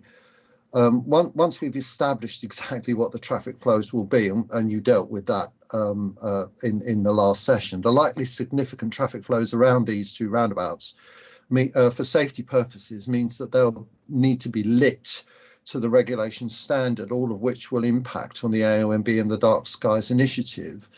So we then need to understand the outcome of the assessment in terms of the impact of the development itself on the Dark Skies Initiative. You'll recall, sir, that the AOMB unit in stage 1, when you asked them about mitigation in terms of what would be accessible mitigation for development, they ruled out any development between the A20 and the railway. So we remain unclear how the mitigation of the proposals at Heathlands will comply with any of these requirements, if at all. And we submit then that the selection of the Heathland site and the infrastructure mitigation that will be required for safety purposes is inconsistent with the aims of policy LPRQ+D2, external lighting site appropriate framework for regulating external lighting schemes within development projects. And so that's our position on that. Thank you both for that. If I can invite the council first in terms of any response they wish to give to kind of the suggested changes from Calc Teaston in the first instance, or do you want to pick up other matters first, Mr. Coyne?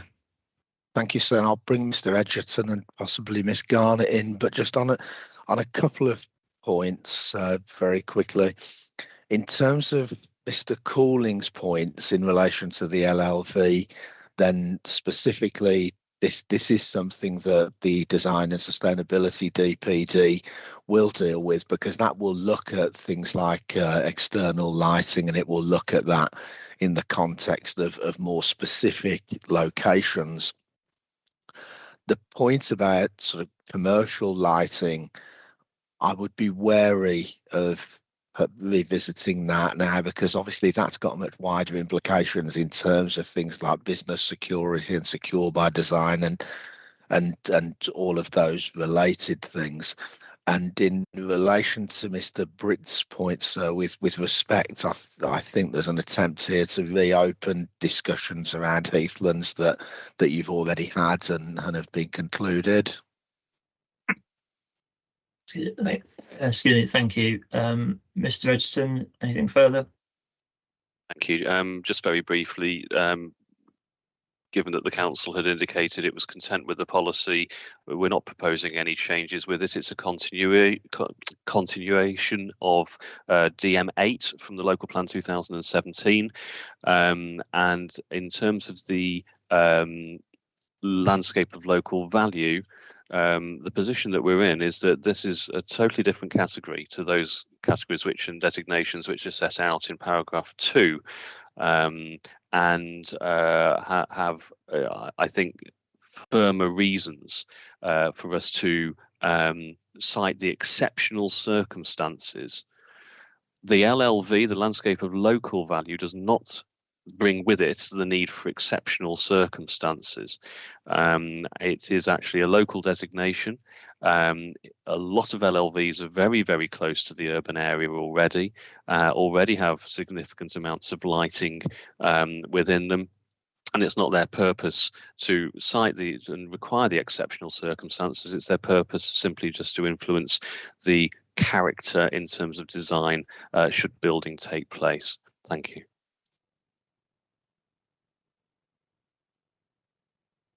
Briefly, Councillor Cooling, if points you wish to come back on. Yes, please. The DPD, or the promised DPD, and I'm sure that Maidstone, the coordinating teams from Maidstone, Calc and Teeston Parish Council will fully engage, but I doubt that will see the light of day in terms of adoption until, shall we say, 2025. So in the meantime, and I recognise that an LLV has not got national status, but surely if NBC has any feeling for LLVs, why create them otherwise? They should be recognised somewhere or other within this policy. So I make a plea that as there's a gap until the DPD comes through, and by the way, the DPD I think is fairly silent at the moment, Reg 18B, in terms of LLVs. I would ask that this policy has LLV specifically in it, and as necessary can be excised and put into DPD when that's adopted. Thank you.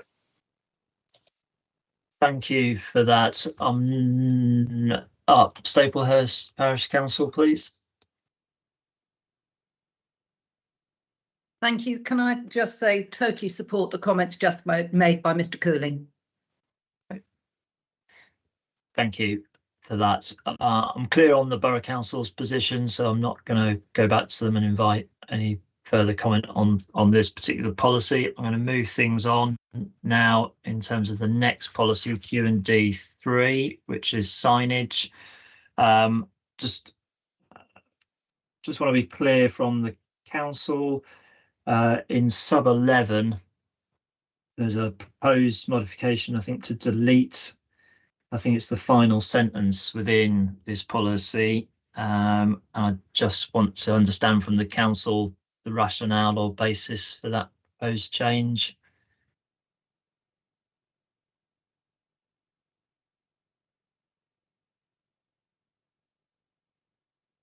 Thank you, sir. Yes, obviously still off agenda.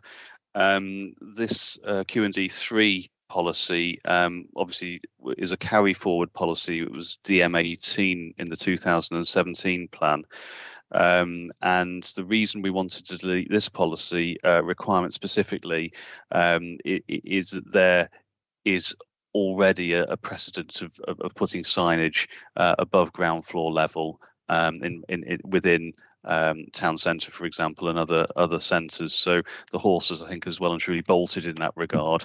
This is quite an old requirement that harked back to the days where we sought to ensure that the ground floor frontage was separate from upper floors, but that is things have changed. Thank you. Okay. Well, can I just confirm, excuse me, clarify with the council that would probably be a main modification I think we need to consult or needs to be consulted on, so that people are aware of that that change. I can, Councillor Cooling. Thank you. I honestly cannot remember whether the guidelines I've seen on signage are national or whether they're borough, but I have seen a very extensive document, and I'm assuming that this policy should somehow be within the context of that document, presumably stating that it applies if the document is wrong or something or other. There is an extensive document out there somewhere. Thank you. Okay, thank you. I've got no further comments on Q&D 3. Again, I appreciate I'm sort of covering things that aren't on the agenda. If we do discuss anything and the council thinks, hang on a minute, we don't want to discuss this now, or now's not the time, please let me know. Hopefully none of the questions I'm asking about the basis for these are too challenging. It's just for my completeness while we're on the sort of the design matters this morning. I think that's, from my perspective, that brings everything that I wanted to raise on the quality and design policies. Before I move on to part 2 of the agenda and the monitoring framework, are there any final points that people wish to raise in relation to design before I move off matter 11? Councillor Cooling. Thank you. Q&D 4, item 3, proposals would not result in unacceptable traffic levels on nearby roads. Just exploring that from a semi-rural point of view, some of the developments, particularly commercial in nature, make very, very heavy demands on very, very local and narrow roads. So presumably unacceptable is in the eye of the beholder. And the parish gets very little input on this. It can say what it wants, but at the end of the day, the borough takes a decision, and Kent County Council rarely gets involved in traffic issues. So could please that paragraph 3 be expanded somewhat? I don't know whether it's going to mention severity, whether it's going to mention large vehicles, but I cannot speak for all parishes. This is Teesside Parish Council. We observe impact from unfortunate commercial activities which are permitted, which have very detrimental impact in terms of big vehicles and number of vehicles. Thank you. Thank you for that.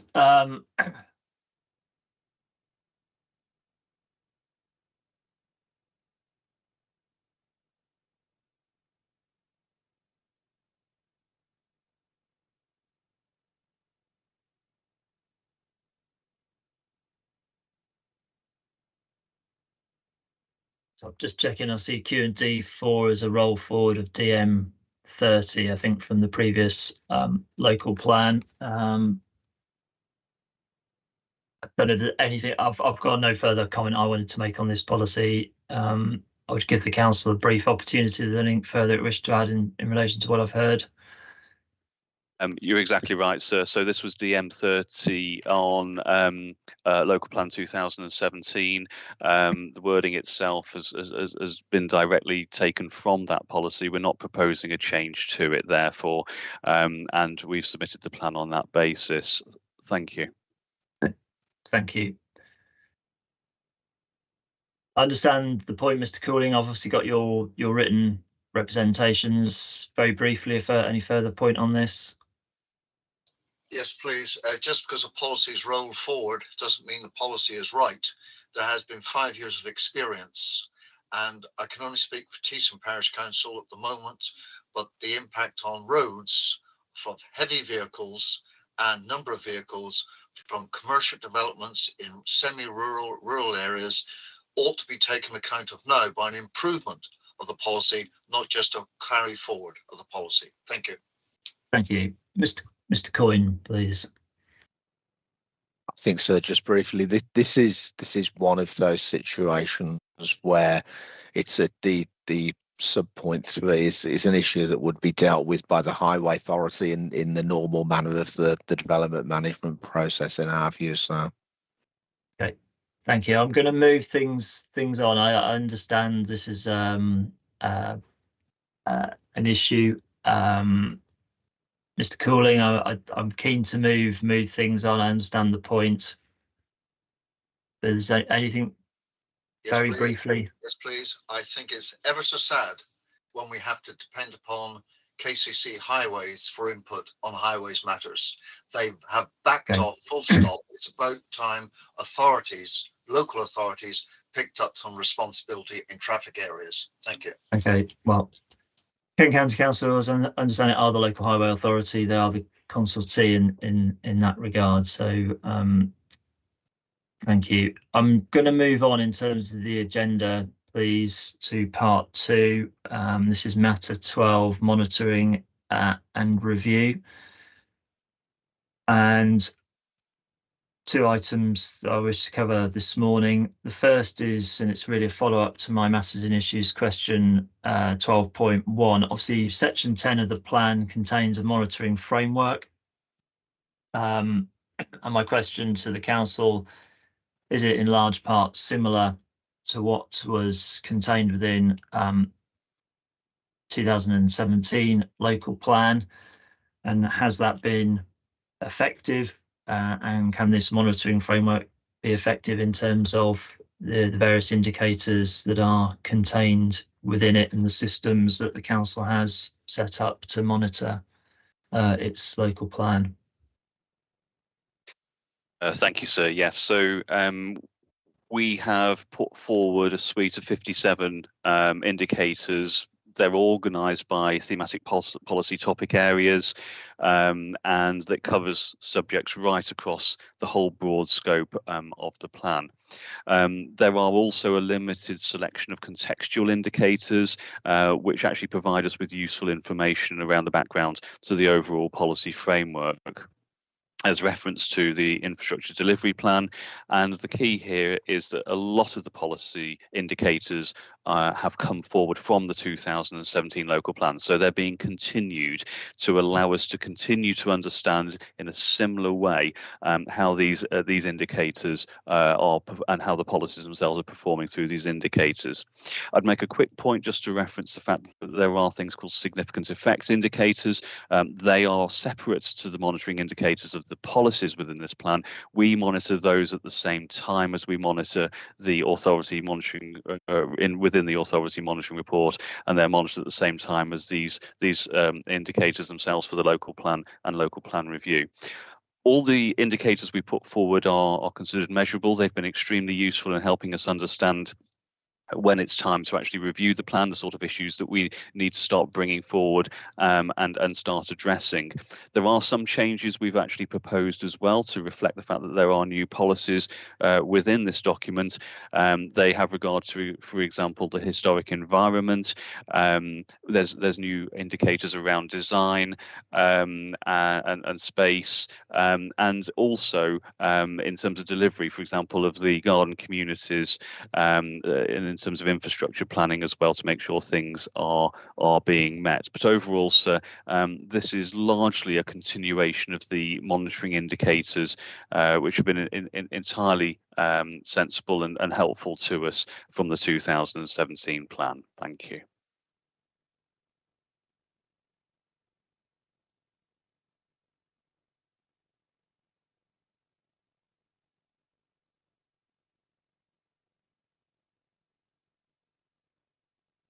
Thank you. I'm not aware that there are any proposed changes to the monitoring framework or the indicators. Something that will come on tomorrow will be the stepped housing trajectory. That obviously sits as its own separate appendices, but I see the monitoring indicator is around the housing, broadly the housing trajectory and the targets contained within. So I'm not sure it would necessarily trigger a specific change to the monitoring framework, but obviously Appendix 11 would be updated or potentially changed through a main modification.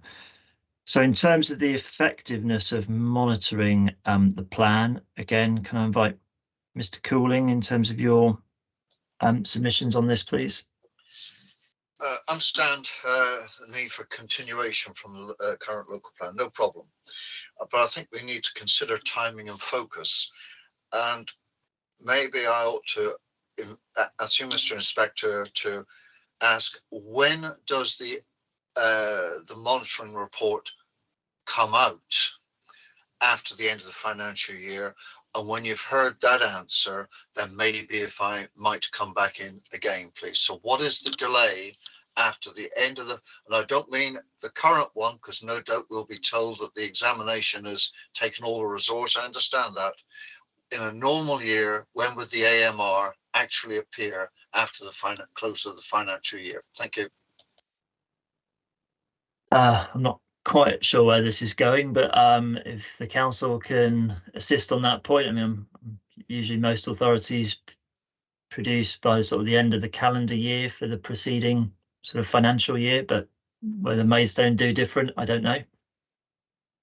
Thank you, sir. Yes, that's, I think, exactly where Mr. Cooling might be going. So we publish at least annually in accordance with the legislation. So we publish by the end of the calendar year, and we consider and cover the whole suite, both the local plan monitoring indicators, the contextual indicators, and the significant effect indicators within that as well. And we were also ensuring that the full details of the housing supply are published within there as well. Thank you.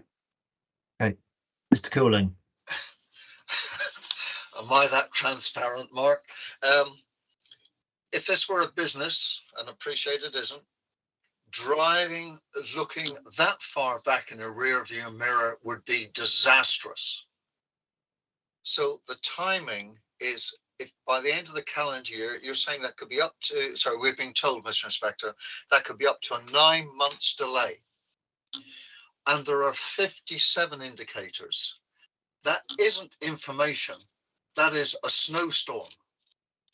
And therefore, surely, given the criticality of 5 years housing supply, housing delivery test, and a few others, surely 5 or 6 of them, and I've just heard the expression significant effect indicators, never seen that. Has it been put on the examination website? Maybe that's going to take all the wind out of my sails. But of the 57, I can see about 5 or 6 which are critically important to the overall development that residents see in our borough. And those 5 or 6, and I could name them if need be, should come out first. ideally within weeks of the end of the financial year, and shouldn't have to wait for the other 51 or 52 to catch up. So if this is a management issue, 57 is a snowstorm. Up to 9 months is ridiculous. Maybe the significant effects indicators cracks it, but I've never seen that, never heard about it. Mr. Inspector, I'll shut up there, but if this were a business, this will be a disastrous set of management information. Thank you. Okay, thank you. I'm mindful that the plan itself can probably only go as far as to set out the indicators that should be monitored. I think, as Mr. Edgerton's referred, there is separate legislation about the timing, or the parameters for what's permissible in terms of the timing for monitoring information. Obviously, the purpose of these indicators through their monitoring is to test, are the policies effective, are they working, and ultimately within a 5-year cycle, does there need to be a further review or update of the policy framework. I'm not going to explore further the specific timing or outputs of when Maidstone reports its annual monitoring. Are there any further points, Mr. Cooling, in respect to specifically the effectiveness of the kind of the indicators that have been identified? Because that's pretty much as far as the local plan itself can go. And I should say, you don't always, with the submitted plan, actually get a monitoring framework contained within it. So I think Maidstone are better than some authorities by actually providing within their plan what they're actually going to monitor. Well, I certainly welcome the borough's enthusiasm for putting various indicators forward. I mean, that's exemplary. But what is not exemplary is actually being able to judge whether things are going adrift 9 months, up to 9 months down the pike. And when we're going to be judged as a borough, housing delivery test, 5 years housing supply, and those statistics must be available. I'm making this up as I sit here, by the end of April in every year for the previous year. It is not management information, but maybe my final thing is point is I'm going to search for the significant effects indicators, and hopefully it's going to appear on the examination website, and it may be an answer to a maiden's prayer. So thank you very much. Okay, thank you. Mr. Edgerton, please. Thank you, sir, and thank you to Mr. Cooling. So first, just to point out that the housing land supply position doesn't wait until we are into December. That is published because it is extremely important. It's published as soon as we can collate the information and analyse it. So that is published usually around September time or autumn time, rather than waiting until the end of December. The significant effects indicators themselves are produced and are published as part of the authority monitoring report. They are derived slightly separately. They do not come from policy monitoring. They are monitoring the significant effects of the overall plan and derived from the sustainability appraisal. So they are contained within the same document, and they are, for ease of reference. Thank you.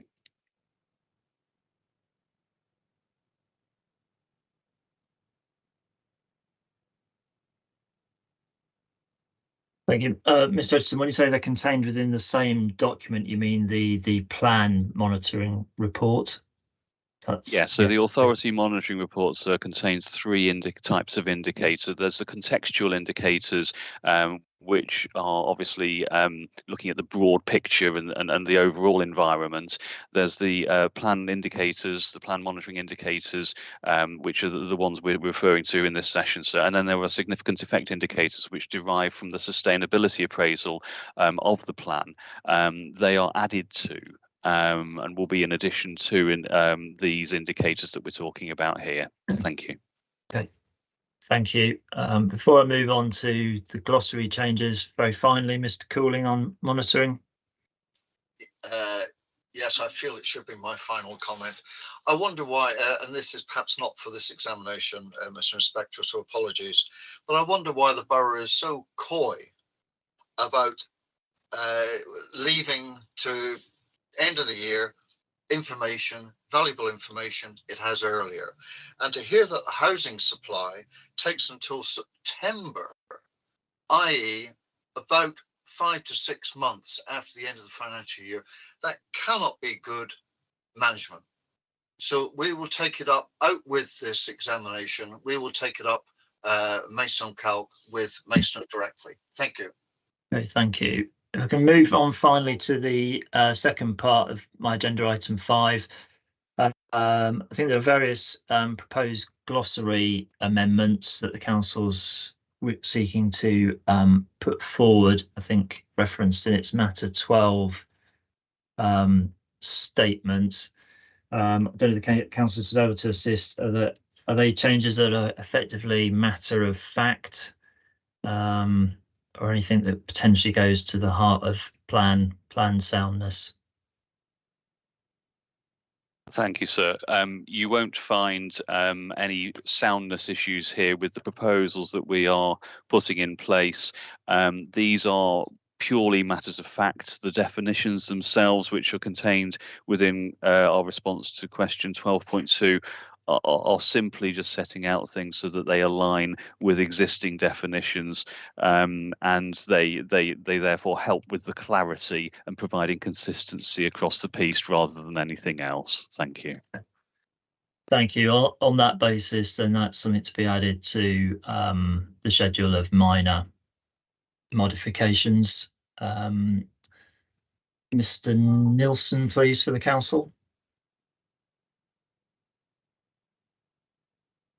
Yes, thank you, sir. I think we just, in our response to the MIQs, we just set out in the table the reason for those changes. And as my colleague, Mr. Edgerton said, largely just to bring in line with the MPPF and other factual updates and changes to legislation, which necessitated those changes. So hopefully that helps the public understand the changes as well.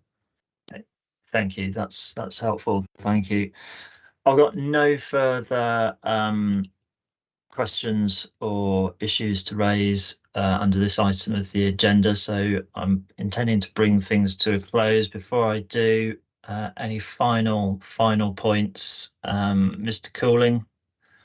I'm sorry, I thought that under this session we were going to bring up the other issues that people were invited to put under your matter 12, monitoring and review. Okay. And if I may, going through the ones that the coordinating team has raised, I'm assuming we put in other issues relating to, I think, 4 or 5 items. Gypsy and Traveller sites, I'm guessing that should be carried through to the Gypsy and Traveller session, which you've organised, so that's fine. In terms of settlement hierarchy, this is where the definition of smaller village has not been recognised and carried through. These are all minor, I assume. They have not been rigorously carried through all of the Reg 19, including its policies. There needs to be a search for all use of RSCs or larger villages, countryside, to see whether smaller village needs to be recognised in those various sentences. Thirdly, we raised the issue of settlement definition, and this is where we'd previously been pushing for built-up areas to be recognised within parishes and the rest countryside. We're relying on the statement when it comes to the now 30 houses per smaller village, that it will be the parish council who will be asked yay or nay, and that their view on that will stand irrespective of the views of the borough, and the drafting will be strong enough to resist any appeal to the planning inspectorate. Fourthly, we raised step trajectory. Well, that will come up in a separate session, but quite importantly, whatever the trajectory, the step trajectory, what we have witnessed after the local plan was adopted in October 2017 was a very, very massive overbuild, as we call it, with huge housing delivery test exceedances. And this is where the borough's powers to actually try and shape the development profile are just about nil. All the power lies with the development industry, and with Maidstone Borough Council picking up the slack if it misses the HDT or it hasn't got a 5-year housing supply. Therefore, we did suggest, and I'll go through them if you wish, but we have suggested some policies which would, and they're unusual, but if you don't ask, you don't get. If NBC had policies like anything like the ones we put forward, I think 6 of them, then it might be able to not only influence the pattern of development, but inverted commas, control it so that the housing delivery test and the trajectory management, 5 years housing supply, so that Maidstone Borough is not in another 4 or 5 years' time threatened because of another burst of excessive development way above trajectory at the start. So I don't know, it would be offensive for me to say you hadn't noticed those proposed policies, but I'm wondering how those policies should get the light of day and whether the borough would consider them and whether you would consider them as valid to actually assist the borough to manage its business in the future. Thank you. Okay, thank you for that. We're probably overlapping with discussions we've previously had, and this will come up again tomorrow under matter 8 on housing. My assurance to you, Mr. Cooling, is obviously your submissions, your statements, including your regulation 19 comments, are all before me. I am trying through this plan examination process to ensure that the council is in a position that when it comes to adopt the local plan review, it has the control in terms of an identified and deliverable housing supply, that it's left in a position of a genuinely plan-led system, as as far forward as things can be seen at this point. So I wouldn't like you to leave this session thinking points have not been taken on board. I have considering, and I'll reflect further on what I've heard, but I think I probably can go as far as to saying I share your sentiment about ensuring that the local plan is in the driving seat, but there may be differences of opinion as to how far policies go to secure that. But that's probably all I'm going to say at this point. I think we'll come on to a lot of this tomorrow as well when we look at some of the housing issues again in more detail. Thank you. So I'm not going to invite the council to come back further on any of the points that have been raised on that. I've got nothing further in terms of monitoring or and its associated issues.